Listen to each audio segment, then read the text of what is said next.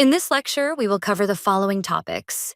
That is, Python's type and objects, values and variables, Python's type function, other built-in functions in Python, and Python's assignment operator. For Python, the most important concepts are type or class and object. All data in a Python program is represented by objects or by relations between objects. Every object has an identity, a type, and a value. The identity is the object's address in the memory. It is like a reference to a specific place on the hard drive where the object is stored. Every object that is created is given a number that identifies it. The object's identity is also a reference to the value stored on that location on the hard drive. The type determines the operations that the object supports and also defines the possible values for objects of that type. Hence, when determining the type of the object, this decides which values the object can have. In Python 3, there is no difference between a class and a type. This is a result of the development of the Python language, which had the aim of fusing class with type. The value is the data that the object contains. This can be a string, a number, or even more complex data structures. We will now take a closer look at what a value is. A value can be a word or a number that a program can manipulate. For example, the number 7 is a value, and so is also the string hello world. A value has a certain type, so that the number 7 has the type integer, and hello world is a string type, since it contains a string or a sequence of letters. The number 7.1 is a float type. To note, when using the print function, the value of a string does not include the quotes, and these are not present in the output. This is because the value of the string is the sequence of characters inside the quotes. The quotes are used to indicate to Python what the value is. A fundamental operation of the computer program is to store data. For this, we use something called variables in our programming code. A variable is something you can store data in. It is like a box with a label. The label, called the variable name, is used to access and change the contents of the variable. Technically, a variable is a reserved place in the computer's memory and remains there for as long as the program is running. When the program is terminated, the variable disappears, and so does the stored value. In this example, we have the variable named x, and which stores the integer 3. The top figure shows an illustration on how the value 3 is stored in the box named x. This box represents a storage unit on the computer's hard drive. The box is accessible as long as the program is running. The bottom figure is an illustration for the integer 3 stored in the computer's memory, and the variable x is like a reference to that storage and the value stored there.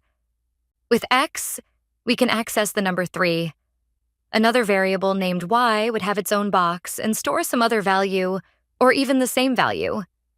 But that value would have its own storage unit in the computer's memory. In Python, everything is an object. Therefore, we need to connect the variable with an object. That is, the variable becomes a pointer to the object. With the variable, we can access the object and change the value that the object holds. With variables, we can have objects with the same type, but which are holding different values. In the first example here, there are two variables named n1, respectively n2. They are both of the type int, that is integers. Moreover, they both store the same value, that is 10. But these are two separate objects, since they are two different variables. We can change the value for one of the variables, and this will not affect the value for the other one. Here, we have changed the value for object n2 to 7, but this does not change the value for n1. We will use variable and object interchangeably, but it is important to know that there is a difference between these two. The variable with a specific name is a pointer to an object. Python has a built-in function that can tell you the type of the variable. This function is called type. We will come back to built-in functions in more detail later on. The example in this slide shows you how this function can be used together with the print function. The first statement in the example is the code line that prints out hello world. The second statement prints out the type of hello world by calling the type function inside the print function and giving the string hello world as input to the type function. This will give the information that string hello world is of the class str, that is, string. The third statement prints out the type of the number 7, which is an integer and therefore of the type int. The fourth statement prints out the type of 7 written within quotes. This will convert the number 7 to a string, hence it is of type str.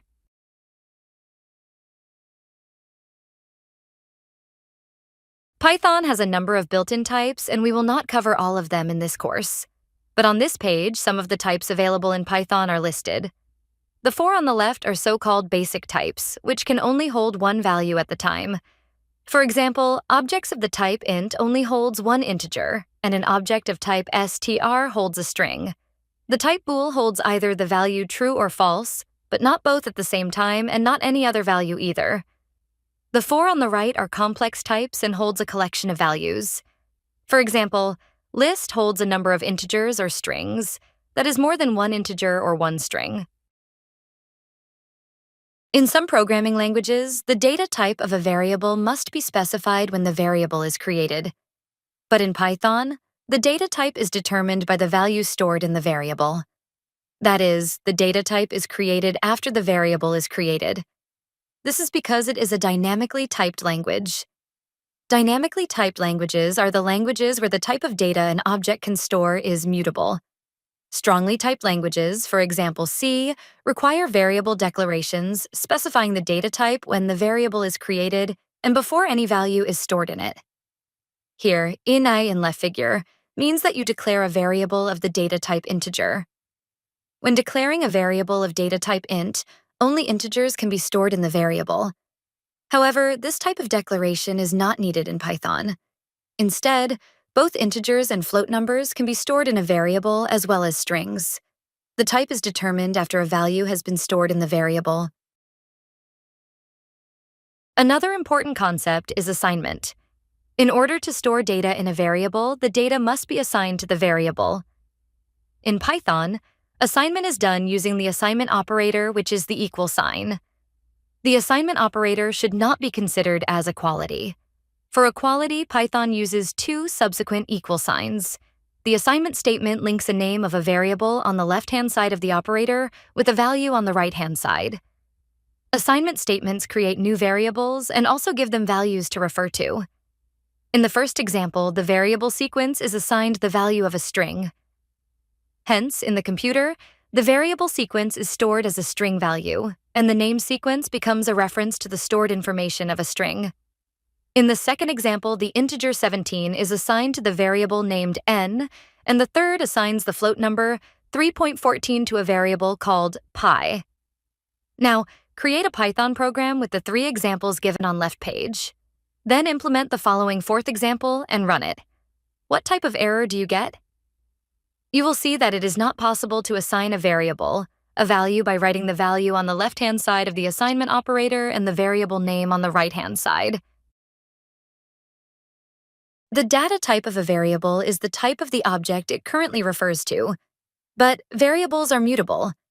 This means they can change over time when we assign a new value to the variable. To see this, implement the program given on left page and then run it. You will notice that the variable will change value, and on the third assignment, we even give it a value that is of a different type from when it was originally created.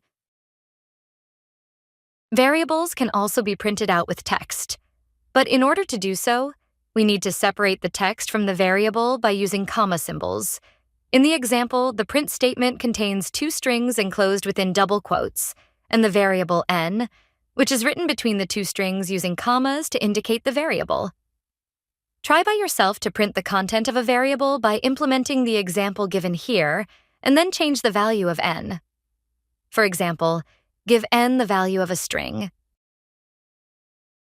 The variable name in Python consists of any combination of English letters, numbers, and underscores, but they have to begin with a letter or an underscore. They can be arbitrarily long. Spaces cannot be used in the name, and they are case-sensitive, so that the variable lowercase x is different from uppercase X. There are some situations in which names beginning with an underscore have a special meaning. Therefore, as a safe rule, start all names with a letter. What is wrong with using class as variable name? Class is one of Python's built-in keywords. Keywords define the language's syntax rules and structure and cannot be used as variable names. Python has the following special keywords that cannot be used as names, listed on this slide. If the interpreter complains about one of your variable names and you do not know why, see if it is one of Python's keywords.